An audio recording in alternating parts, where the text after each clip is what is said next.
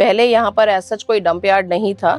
ये पिछले 3-4 साल के अंदर ही ये डंप यार्ड यहाँ बनाया गया है। जैसे ही चुनाव अनाउंस हुए कि हाँ अगले 2 या 3 महीने में चुनाव होने वाले हैं, बाकी की बची कुची सड़कें वो खोद दी गई हैं, अब उनकी मुरम्मत हो रही है। कांग्रेस पार्टी के ही हम लोग शुरू से समर्थक रहे हैं, आज भी हम उन्हीं के हैं और मैंने टिकट की दावेदारी भी उन्हीं को ही दी है। हमारे वार्ड के अंदर पानी की समस्या है, ना ही यहाँ निकासी है और ना ही पेयजल की प्रॉपर व्यवस्था है।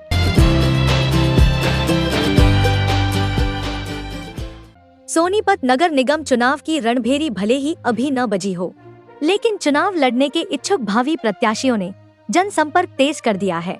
इन्हीं चुनावी सरगर्मियों का जायजा लेने आज जगत महान न्यूज की टीम पहुंची नगर निगम के वार्ड नंबर 5 में, जहां नागरिकों ने गंदगी से भरे नालों, गलियों के मुहाने पर खुले जानलेवा नालों और कूड़े के डंपिंग स्टेशन को हटाने की मांग की। क्या नाम है आपका? कृष्ण नाम है मेरा। क्या समस्या है आपके 5 नंबर वार्ड में? समस्या तो ये है, ये नाला देखो, बारिश में पानी पूरा रोड पे भर जाता है। पूरा रोड पे भर जाता है। बिल्कुल। तो पार्षद से कभी फोन किया हो? कभी बात? पार्षद जी तुम्हारे सामने बैठे हैं, उनको भी खुद दिखता है, पर कुछ काम हो ही नहीं रहा। काम नहीं हो हाँ जी, रहा वो इधर से जाते हैं, देखते भी हैं। तो अब की बार क्या मूड है? इस बार देखते हैं जी। उसी को दोगे मौका या बाद में नहीं, बदलने इस का बार मन? तो देखते हैं, अभी तो खैर, पर अच्छा। मुश्किल है चांस इनका तो। मुश्किल है। हाँ। अच्छा ठीक। क्या नाम है? कृष्ण नाम है। नाम है आपका? राम कुमार जी। जी, क्या समस्या है यहाँ पे वार्ड नंबर 5 में? ये क्या नाला वाला? ये जी नाले का ये ढक्कन सारा खुला पड़ा है और इसमें कुत्ते भी गिर जाते हैं, कभी बच्चे गिर जाते हैं, कभी डांगर के बच्चे गिर जाते हैं, कभी आदमी भी गिर जाता है जी, साइकिल से भी गिर जाता है बच्चे। जी। एक दिन पैर भी टूट गया था। जी।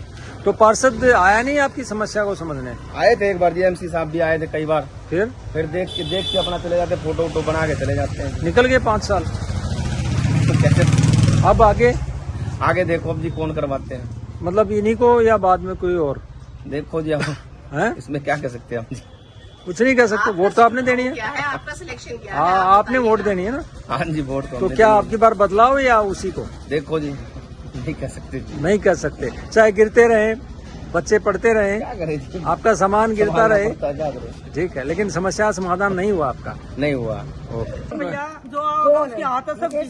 अच्छा अच्छा, ये बात है। राज को राज रखा हुआ आपने, हैं? ठीक है जी, आशीर्वाद दे दिया फिर बिंदिया को। ठीक है जी। इसी दौरान महिला आरक्षित वार्ड 5 से कांग्रेस पार्टी की ओर से टिकट की दावेदार समाज सेवी एवं बिजनेस वीमेन बिंदिया चोपड़ा ने कहा, चुनाव निगम का हो या विधायक का, विकास सिर्फ चुनाव के समय ही दिखाई देता है। अब सुनिए बिंदिया चोपड़ा ने और क्या कुछ कहा।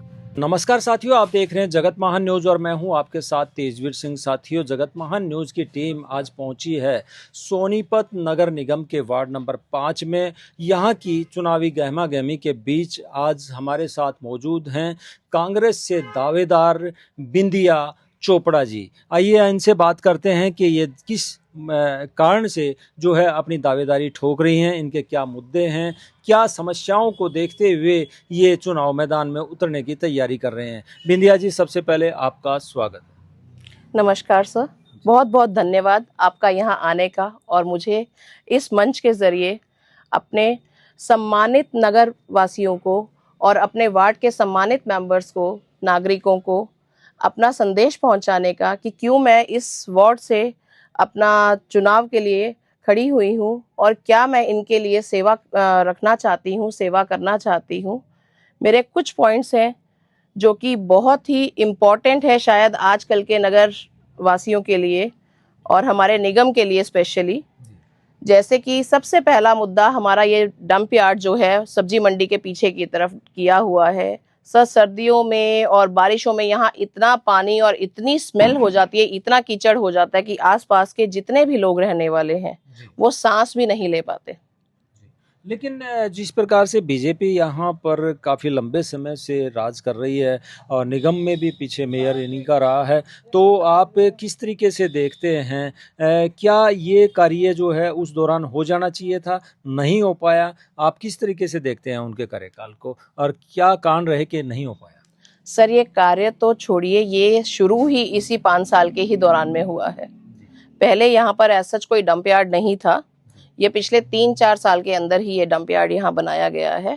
रादर एक ओपन एरिया था थोड़ा बहुत कूड़ा लोग डालते थे, लेकिन इस टाइम तो कूड़े का पहाड़ मैं कह सकती हूँ कि यहाँ इकट्ठा कर दिया लेकिन गया है। क्या पार्षद को ये जो है लोगों की पीड़ा समझ नहीं आई आपके अनुसार, आपके नजरिए से? सर शायद उन्होंने देखकर अनदेखा किया है। जी।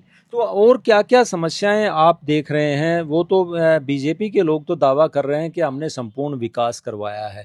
कई जगह अभी जो है ना कार्यकाल खत्म हो चुका है, अभी भी विकास कार्य दिखाई दे रहे हैं होते हुए, गलियां बन रही हैं, कुछ वैसे कार्य हो रहे हैं। आप इस काम को कैसे देख रहे हैं चुनाव के दौरान होता है जो?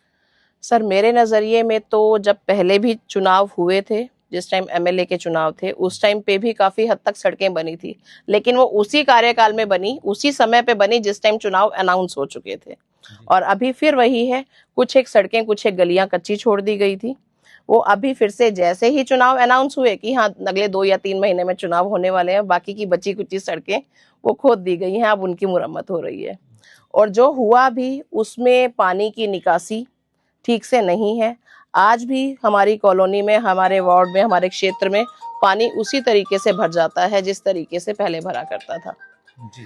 पानी की निकासी जो है वो पूरे हमारे वार्ड के एक ही कोने में ले जाकर छोड़ दी गई है और उन लोगों के घरों के अंदर तक पानी चला जाता है।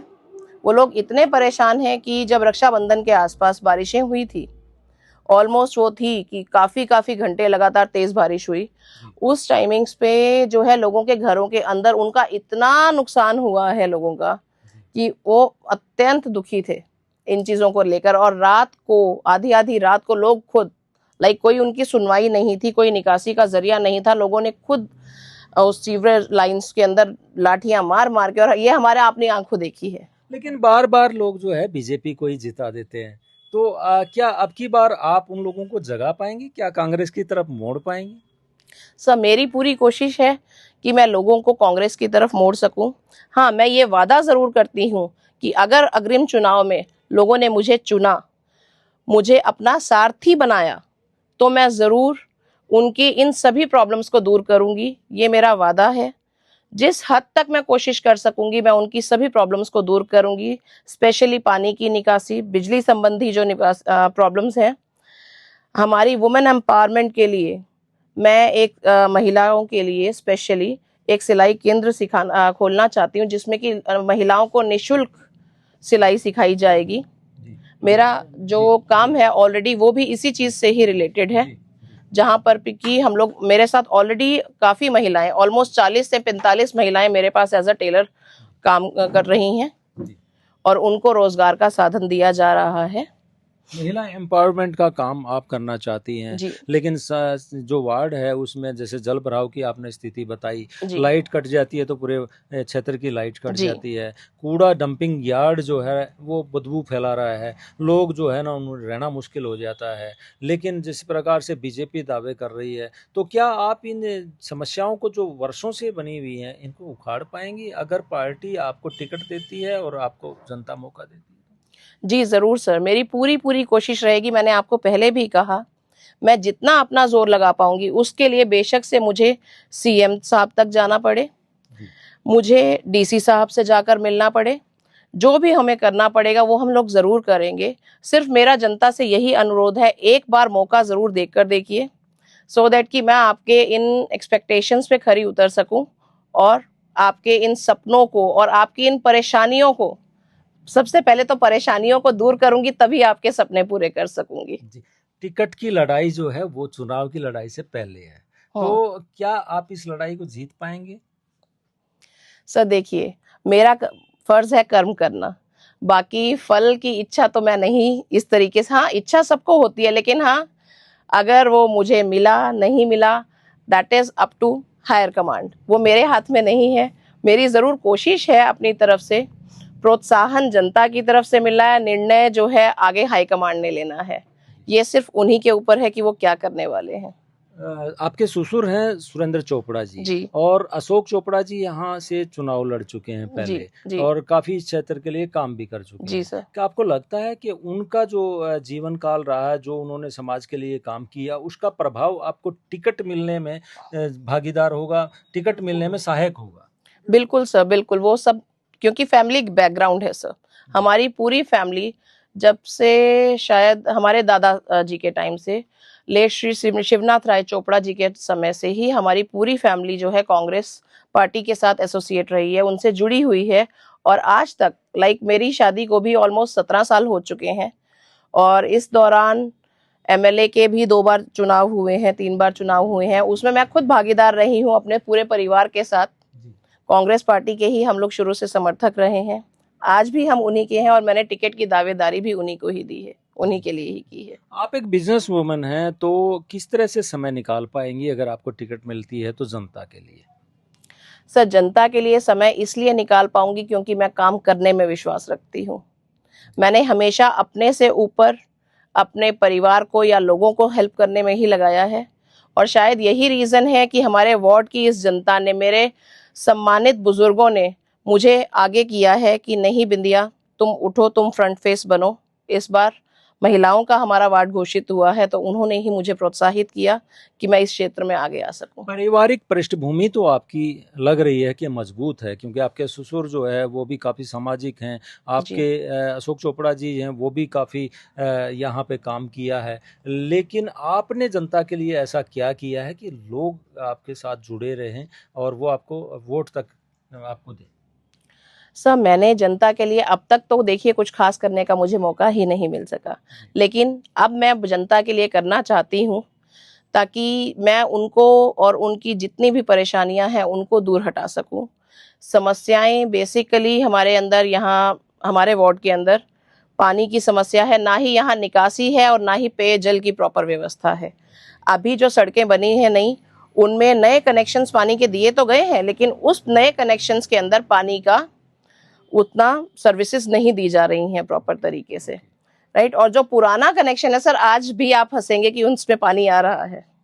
अच्छा। जिन लोगों ने नए कनेक्शन ना लेकर पुराने ही कनेक्शन चला रहे हैं, आज उनके पास पानी आ रहा है, लेकिन नए कनेक्शन के लिए रोज टैंकर आ रहे हैं। तो हम मान के चलें कि अगर पार्टी आपको मौका देती है तो जनता भी आपको मौका देगी, क्या लगता है आपको? Definitely sir.